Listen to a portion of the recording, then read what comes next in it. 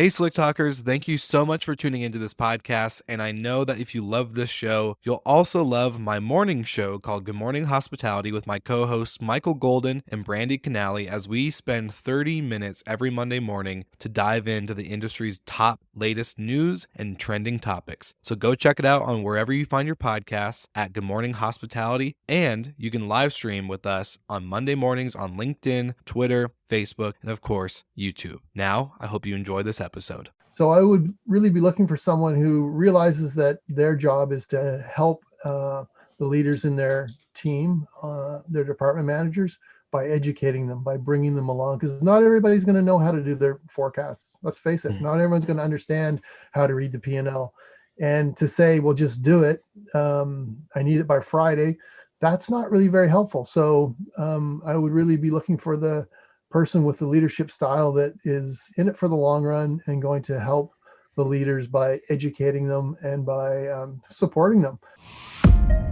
Welcome to Slick Talk, the hospitality podcast where we discuss all things hospitality, hotels, and business. You can find us online at slicktalkthepodcast.com and on every podcast listening platform.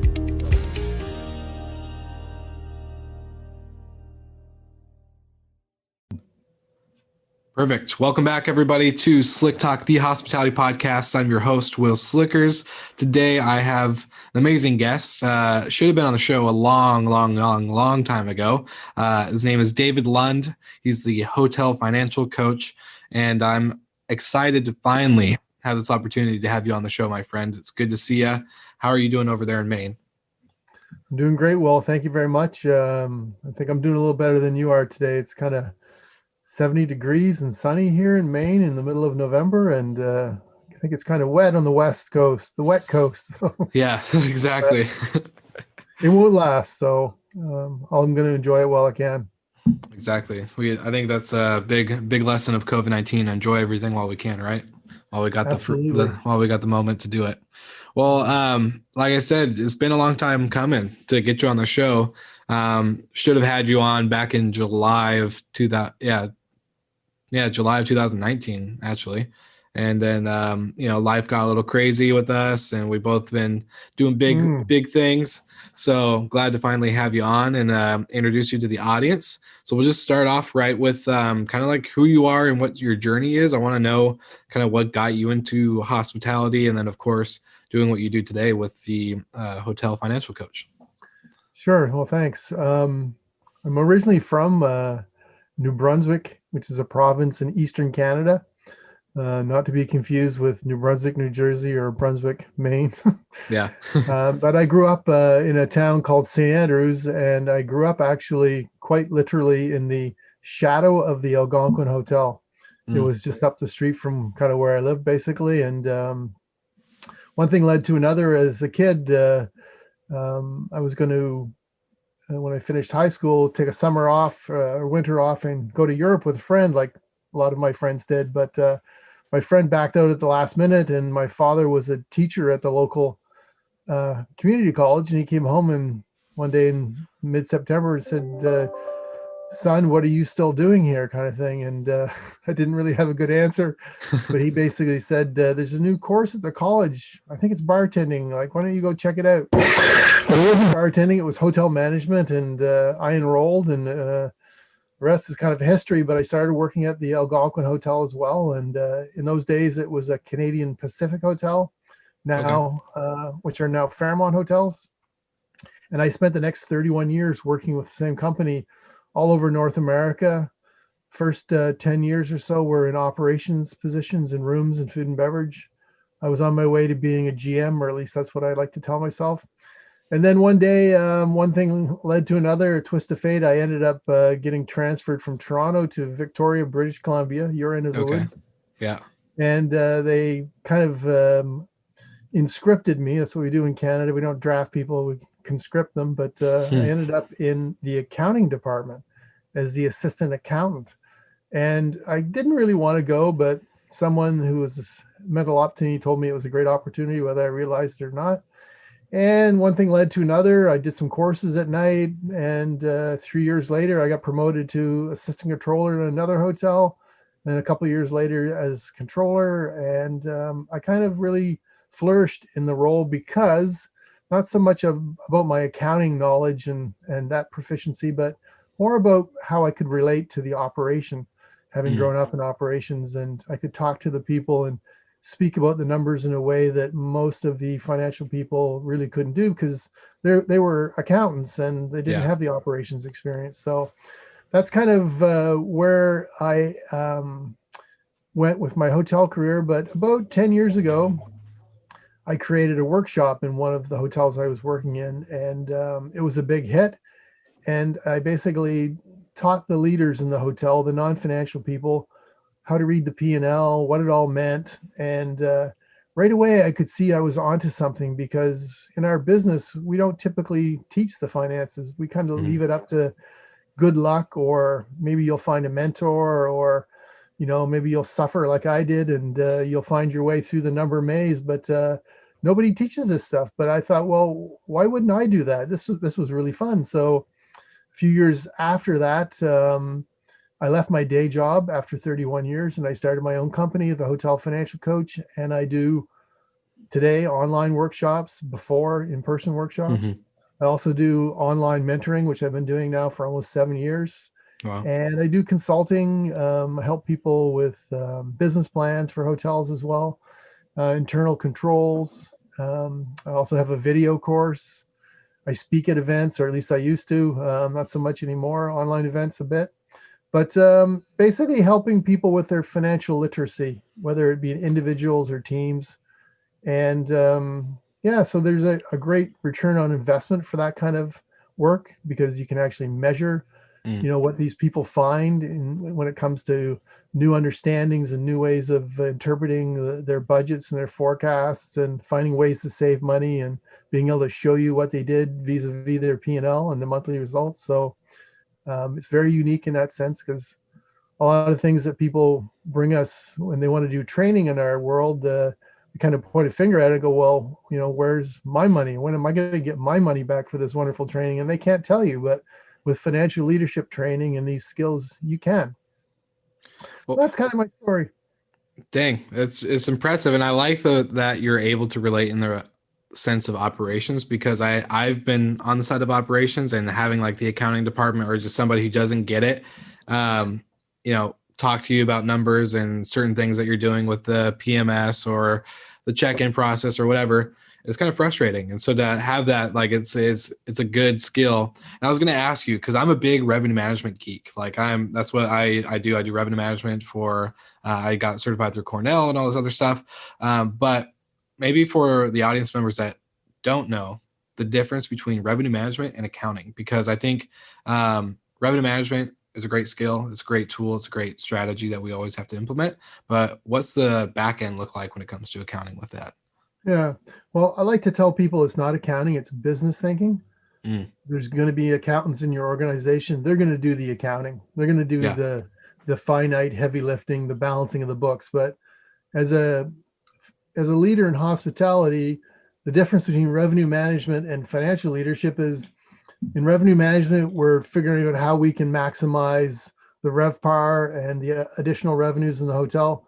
But that's just the beginning of the story. The story then goes into, well, how do I generate this income? What is it going to cost me to generate all this income? And how much profit is left over in the end? And understanding, you know, the payroll and the expenses, and how to be able to lead your team around those issues. Because money has a lot of power in our society and in our business. We can very easily embarrass people, scare people. We scare the pants off them. What happens if we don't make our budget this month? Oh my God, we're all going to lose our jobs, all that crazy stuff.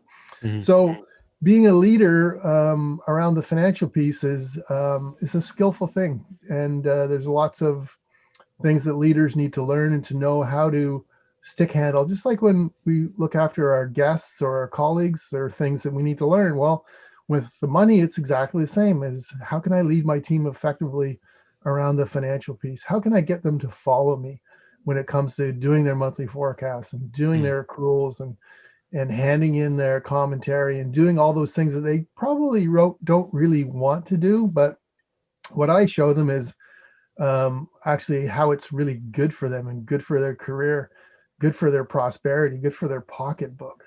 Yeah.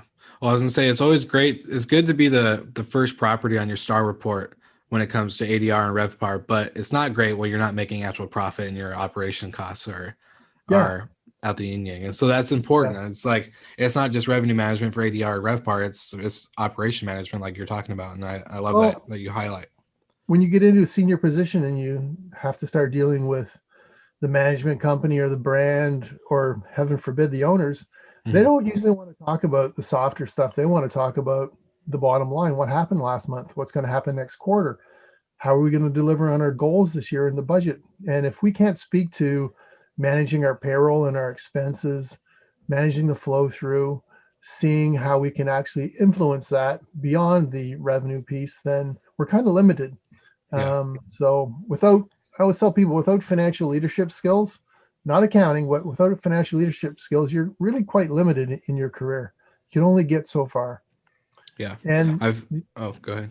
I was going to say, the other thing I always tell people too is, it's like being on the other side of the bridge. But once you cross over the bridge and you look back, you kind of wonder what all the fluff was about and what all the worry was about, because it's really not that complicated. You just need someone to show you how to do it, and then you need to practice like anything else. Yeah, I was gonna say I've had plenty of those scary conversations with owners, so I know exactly what you're meaning. But I think this is a good segue to get into the topic of the episode, because we're going to talk about the top questions for general managers or for hotel owners to ask, a potential general manager who does lead in that way, who does lead with not only the guests, the team, but the financials, and how the property operates and becomes profitable and sustainable. So I want to dive into, I guess, what you got for number one. What's the number one question that you would ask someone who's potentially filling in a GM position into that stance of financial? So I would want to know what their plan is to manage my asset and lead their team around the financial piece. How are they going to do that? What's their strategy? And the ace answer there is that, look, as the GM, I'm responsible for all of the pillars of your business: service, all of the colleagues and their engagement and how they interact with one another and the clients. And I'm also responsible for the money. And it's not the director of finance that's responsible for it. He or she does the books, but I'm the one that's going to lead the charge and make sure that all the other department managers have their act together when it comes to their numbers. Because, as you know, Will, an efficient hotel is the sum of its parts and some of its departments. And if I have a couple of departments that are out to lunch with their numbers, they're dragging me down. So I'm not going to have that as your GM. I'm going to make sure that everybody has a plan and that they stick to that plan, and that I manage them around that process so that they understand their payroll, their expenses, and they can deliver. And as you know, in the month, for the month, we book so much of our business in the hotel. We've got to be able to turn it on a dime. And if our top line is going to be down by 10% this month, the forecast, and I don't figure that out until the 10th or 15th of the month based on the latest pickup, I need people to turn on a dime and reduce their spending, cut their schedules so we can manage the flow through. And if they don't know what I'm talking about when I'm telling them they need to do that, we're lost. We're out at sea, and we can't turn the ship. So I'm going to have a group of department heads that all understand their numbers. What's the main department that this is not a headache, but a constant battle or a constant adjustment? I'm trying to think of a nice way to say it, but who's the guilty party when it comes exactly. Well, I have my pet peeves when it comes to that. Maybe it's sales or HR or whatever, but quite frankly, in my experience, all of those departments can be run really well in some hotels based on the individuals and the overall leadership from the top. But you can also have some of those departments that, don't perform well. And you can have the same in rooms or food and beverage. So it's really just about anywheres that it can be good or bad. But really the difference is that, when we hire people, we ask them about, the department they're going to be running, about the service aspects, about the colleague aspects, how are they going to manage their colleagues. But we also got to ask them, so tell me, what do you know about managing your numbers? And that's got to be the conversation. It's got to be equally as important as the other two parts. And, we set the tone right from the very beginning that that's just another part of what I expect you to be able to do. I'll work with you to give you and get you the resources and the training and all the other things you're going to need to be able to do that. Just like I do with guest service and with colleague engagement, we have great training and great support. But at the end of the day, you got to be able to carry the ball as the department head. And it doesn't matter what department you're running, they're all just as important, because the maintenance department doesn't bring in any revenue, but they spend $3 or $4 million a year. And if they're over budget by 10% every month, I'm not happy. Well, I was gonna say, how do you balance just taking care of the property and taking care of the guests, but then also try, because it's not as from what I've experienced, sometimes a boiler goes out or an AC unit, or your housekeeping team has 3 no-shows and you're, slow on turning the rooms, and that's costing revenue and labor, or maybe, you have way higher occupancy than you'd ever forecasted. And so now you're short staffed and all these other things, or overstaffed. And so kind of what's the key balance, I guess, tools or resources that managers can use to actually make sure that they're maintaining the guest satisfaction and experience, but then also find that fine line? Because that's where I've always had the hardest issue with independent, especially independent. I'm not talking about name brand. Name brand seems to be pretty well when it comes to this stuff, but the independents usually are the first to start cutting. They'll cut labor, they'll cut supply, they'll cut this, and then it impacts the guest experience to it, and it's pretty extreme. So I'm kind of curious on what your thoughts are. Well, I think the key to having a successful department head managing their numbers, and you're right, there's going to be all kinds of surprises, and there's going to be things where come our way that we weren't expecting. But the key to start with is to have them prepare their own budget, battle through getting that approved in the fall, right now at this time of the year. And then each month going forward into 2021, as an example, they're doing their forecast and they're doing it in detail. And I don't ever have a situation where someone just gives them the numbers and says, here's your budget, Mr. Director of Rooms or Mr. Director of Maintenance or Sales. Good luck, because they'll just quietly thumb their middle finger at you, because those weren't their numbers. Those are not going to buy into it. So the key from the very beginning is to get the accountability. And that's the toughest part, because it takes time. It takes the battle. And we want to be, holding everybody's feet to the fire so that we can start the year where we all know what's in our budgets. And then it's game on, and all kinds of things are going to happen. Hopefully some good things, as well as some things we weren't expecting on the negative. But if we can start the year where we've got a team that knows what's in the middle of their statements, then they have the ability to react. And if something happens and we need to make up ground, okay, well, where else in your budget can you save some money? What can you forego? What can you get by with another month without replacing?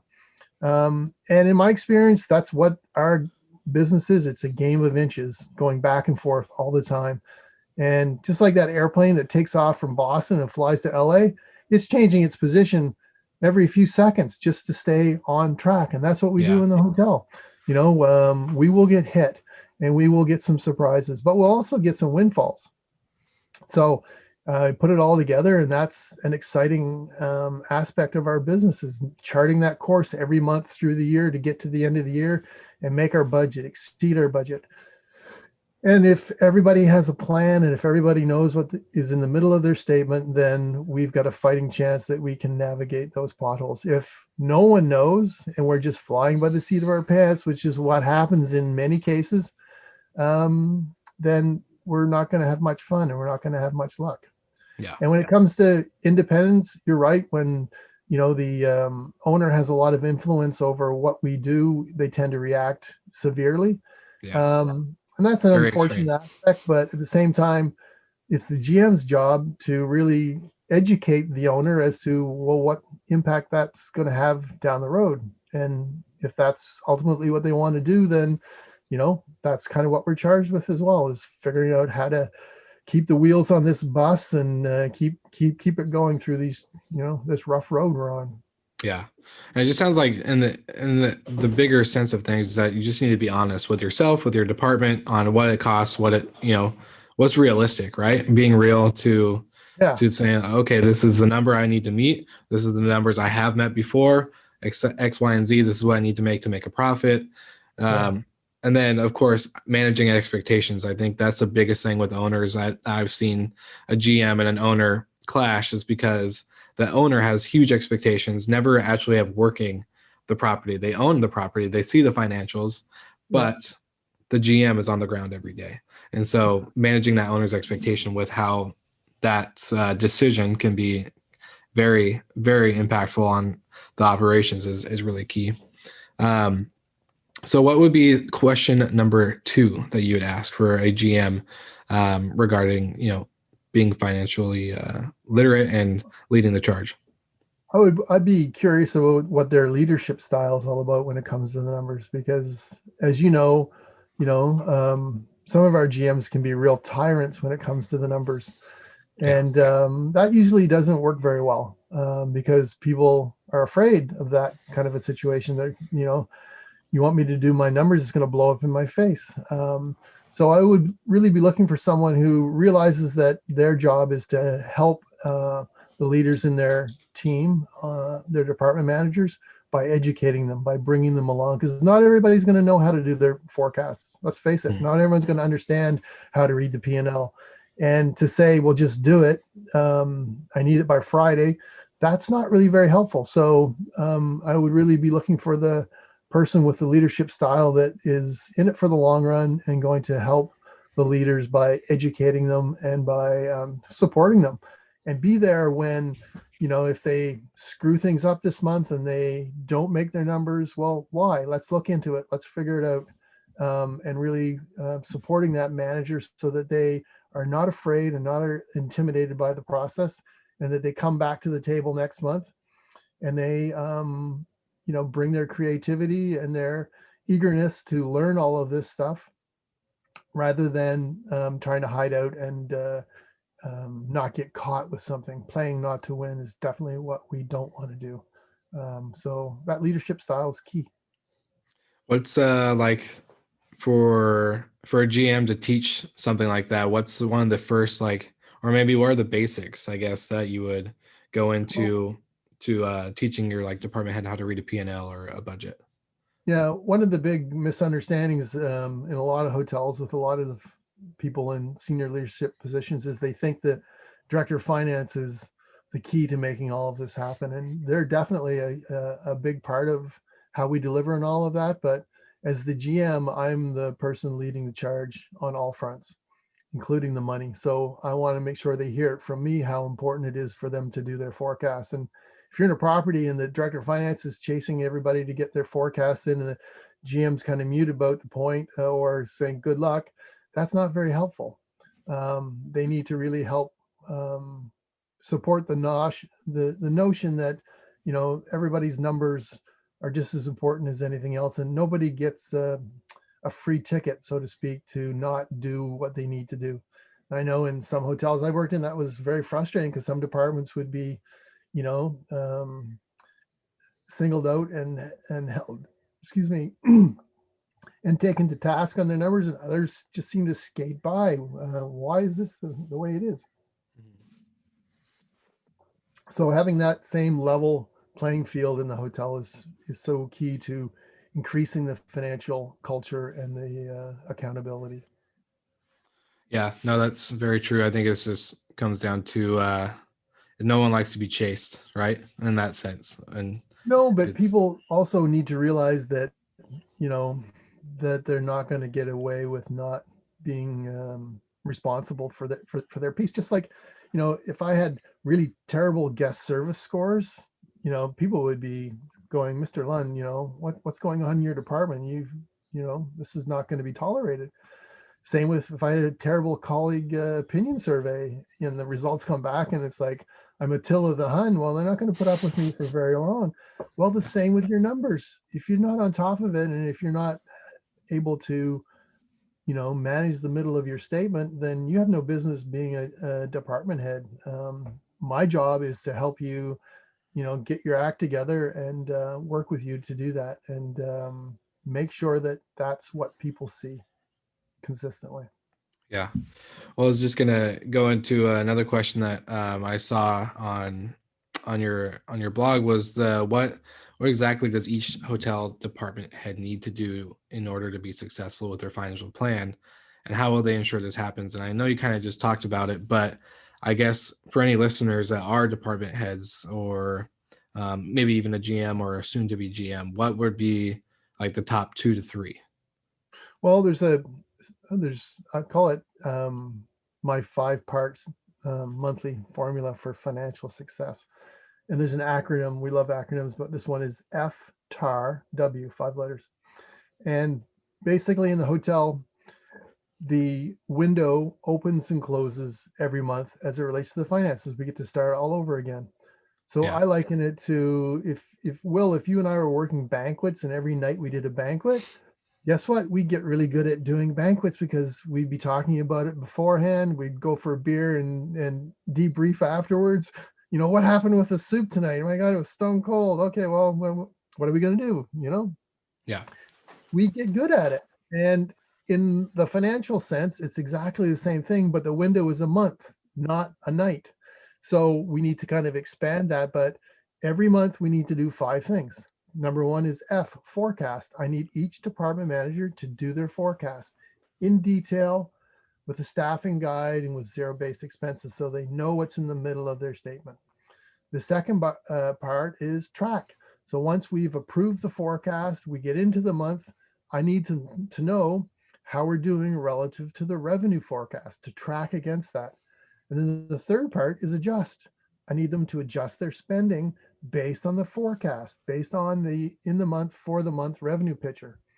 And then the fourth part is I need them to review their month end statement and make sure that what's in their department, in their lines, is what it's supposed to be, what they told me they were going to spend, that there isn't items in there that belong in other departments. I can't look at every single item as the director of finance or the GM at the end of the month. I need all eyes on that statement to make sure we close the books clean.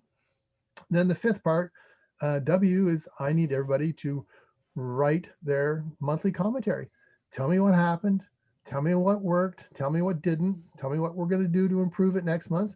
And then we start all over again. We have another month to do. We get better and better and better. And if I can just focus my department managers on doing those 5 things every month, before you know it, we're in autopilot. Everybody's doing their 5 steps. And I have a great way of holding people accountable because I talk about this at our exec meetings. I talk about it at our department head meetings, and everyone knows what's expected. And we give them the training and the support to do it. And before you know it, we've got a group of department managers that by and large really know what they're doing. And it's no longer, a bit of a mystery, or it's no longer outside of our culture window. It's straight in the middle.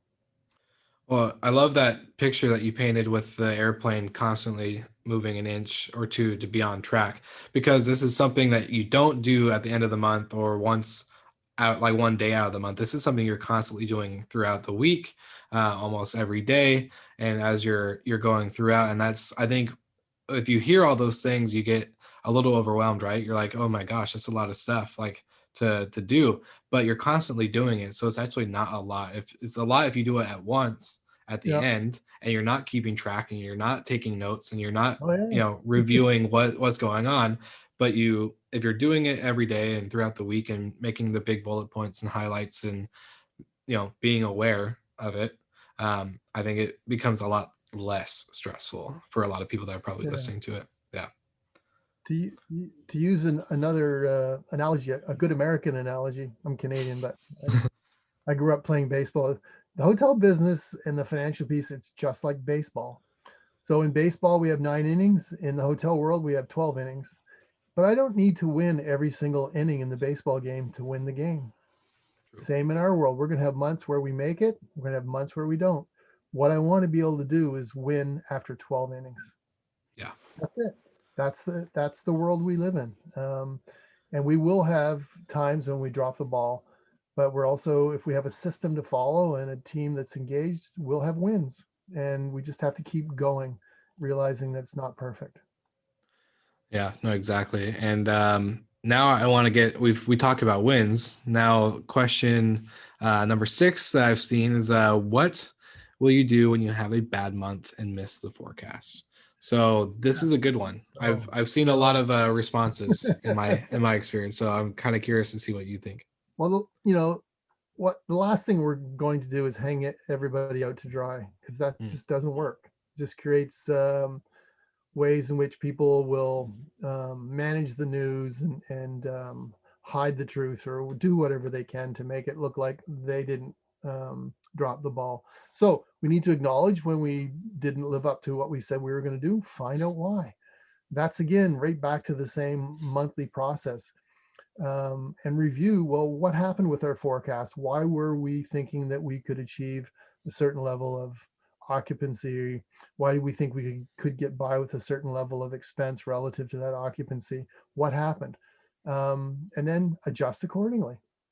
And, the thing is that people don't realize when it comes to the numbers, they think the numbers are like grade 10 math, where there's an answer for every question. But what we have to remember about the budget or the forecast is the only thing we know for sure. The only thing we know for sure is that it's wrong. The budget's never right. The budget is always going to be higher or lower. And we're going to have months where we make it and when we don't. So we have a bad month. You have to look each other in the eyes and examine what happened, and pick up the pieces and go back to work and have another month. We have another shot at it. And, when it comes to service in our hotels, we come to work every day and we know it's not going to be perfect. If we told people that, we're our neighbors, that service in my hotel is going to be perfect today, they would laugh at us because it's not going to ever be perfect. It's the same with colleague engagement. Do we ever expect our employees to do 100% of the things we tell them 100% of the time? No, it's foolishness. Yeah. With the numbers, it's exactly the same. It's never going to be perfect. So just realize that, come to work and operate at a very high level, but don't put so much pressure on people. Don't make it so anal when it comes to the results. Yeah. So that's all. Well, I know we like the biggest thing, but I'm in both worlds of vacation rentals and hotels. And I think the biggest thing we experience in the hotel world of hospitality is that labor, payroll is one of the highest costs. Vacation rentals, not so much. Usually people with 10 or less properties don't have very many staff, and very, very automated systems, no front desk, that type of deal. So what are your specific ideas on how a hotel can control payroll? I know this is another question that you would ask a GM, but I want to know your thoughts as well. Well, when it comes to payroll, there's really two pieces in the hotel. There's the fixed and the variable. So when it comes to the fixed, I want to make sure that every department has an approved staffing guide, which has a list of all of the salaried positions that have been approved for their department.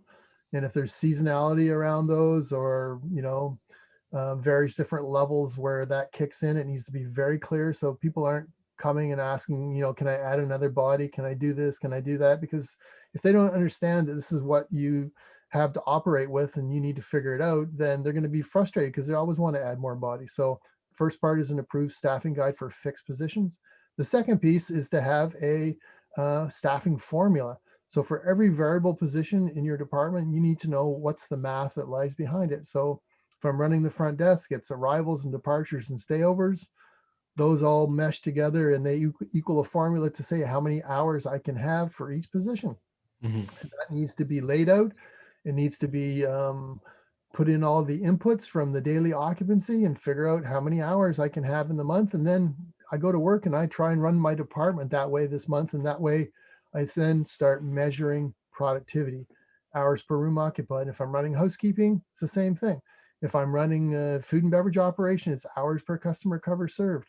But we've got to get away from measuring labor costs as a percentage of revenue, because if the revenues go up or go down, I don't have any control over that. Yeah. And if the state or provincial government changes the minimum wage or something that affects that, and all of a sudden everybody gets $1 an hour increase, I'm going to look like I'm not doing a very good job. But when it comes to productivity, and I'm measuring units of production divided by hours of work, I can do and measure things very predictably. So I would teach people how to do that in their forecasts and their budgets, but then also bring it and make it alive inside of your weekly forecast. So every week when you're doing your schedule, you're actually putting in your productivity so that we can tell whether or not the week is going to be a success even before we start. And I would start approving, and reviewing and teaching my leaders to manage their departments by reviewing productivity. And if it's a non-operating department, it's a little bit easier because we've got just probably more fixed positions than variable, but it's the same idea. Making sure people understand what we have to work with as far as resources go, and holding them to that as well. Yeah, no, that's great. It's a golden nugget, pretty much. I think, especially, and this is why I wanted to lean into a little bit with the conclusion of the episode, is we're in a interesting time. 2008, 2009, we had the financial crisis, and now we're in the middle of COVID-19. So for general managers, for department heads, for owners, for anybody really that's in the hotel world right now, I think we're seeing a big difference. Obviously occupancy and revenue alone is at an all-time low. International travel not happening, and especially a lot of markets and countries that depend on international travel for their revenue and income. What has maybe either been, I'll make it like a two-part question. What has been the one way you've seen some hotels be able to keep afloat despite all these challenges? And part two would be, okay, how are they keeping it afloat? But then what are they doing in order to increase things or change their strategy, as they never probably wouldn't have in the beginning without COVID? I think it was an American president, JFK, that coined the phrase, like a high tide floats all boats. And we've had a high tide in our business for the last 10 years. And every year we had, in most cases, high single, even double digit RevPAR growth. Yeah. And, just about anybody can run a hotel when the phone is ringing. But try and run one when it's going in the other direction is very different and very challenging. And we need to do two things. One is we need to realize that we can't save our way to prosperity. We can't eliminate all of our expenses and eliminate all of our payroll, because we are left with not a hotel, but substandard service. And we want customers to be able to come back to us and be able to return when it's safe to do so. And in the meantime, we're going to have to suck it up, or maybe someone's going to call our loan. Who knows? But at the end of the day, we can't lose sight of the opportunity we have to realize that we were running things with our by the seat of our pants, with our eyes closed, on that full sea. And we need to realize we need a system, and we need to have trained department heads and managers so that we can manage things more efficiently. And if I'm an owner and COVID took me completely by surprise, well, shame on me, because how many great months did we have in a row? I think we had over 100 months of RevPAR growth. And if we're not putting money away for a rainy day, just like as individuals, if we didn't put money away for a rainy day, and we had 100 months to get organized, well, shame on us. And if we think this is the only time we're ever going to have a crisis in our business, and let's say 36 months from now, things are great, and I didn't take a lesson from this time, and I didn't train my leaders, and I don't have a system, and if I don't have strong financial leadership skills in my business, shame on me. Oh, that's great.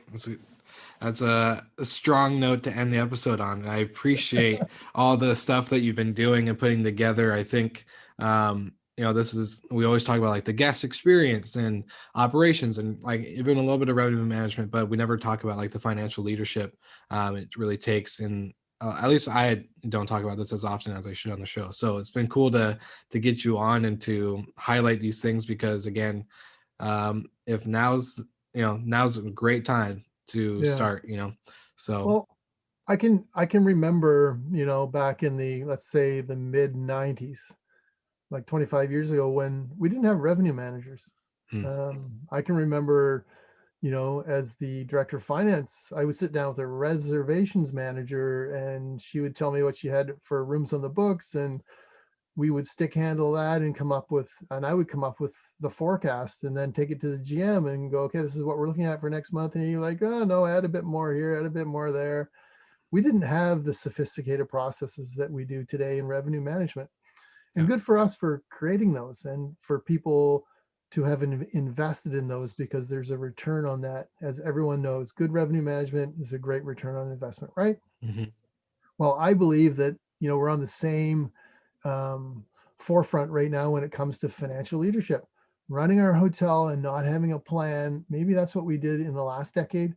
But in the next decade, I really want to see, and I dream that we're going to have hotels that are investing in this and realizing that it's good for business, because, we can make higher profits and have happier leadership teams and happier owners in good times, but also when times get tough again. And we know there will be another time, and there just continually will be, that we operate differently, and that we don't end up with half of our industry gone and half of the leadership and the talent we have gone, because that's really costly. And if you add all that up and you look back a few years from now, you're going to realize that, okay, maybe I did need to take some drastic steps, but maybe I took way too drastic of steps and I lost a lot of, the strength I had as a hotel or as a company.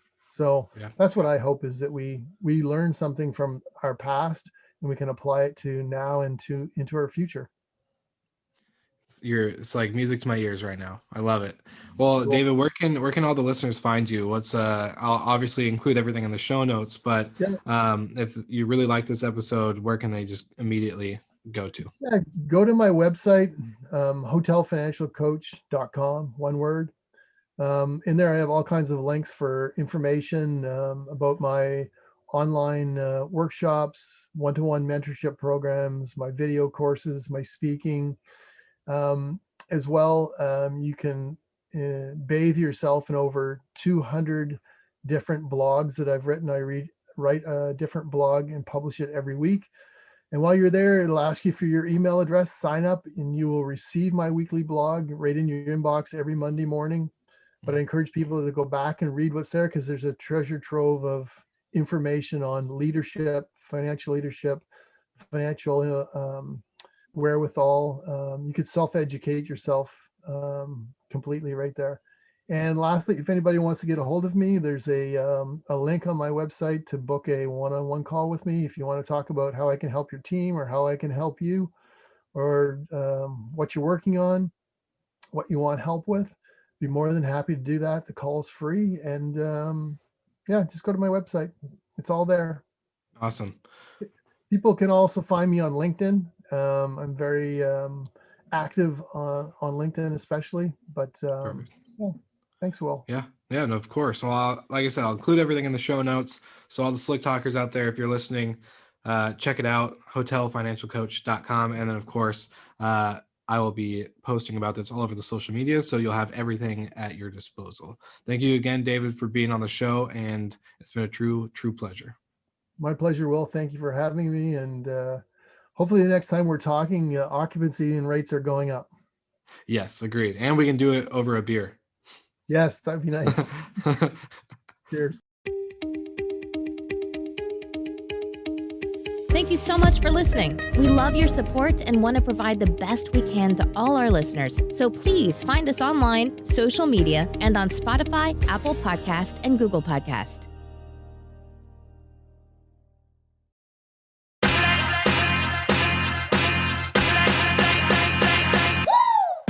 What's up, everybody? If you've gotten this far into the episode of Slick Talk, the Hospitality Podcast, then you are amazing, and thank you so much for tuning in. we want to send you 2 places really quickly. If you can, check out the show notes and click the hospitality.fm link. Check out all of our other shows on the podcast network. And don't forget, if you have someone that you want to hear on the podcast, then fill out the guest fill out form so that way we can get them on the show. Thank you so much for tuning in, and I hope you enjoy another episode of Slick Talk, the Hospitality Podcast.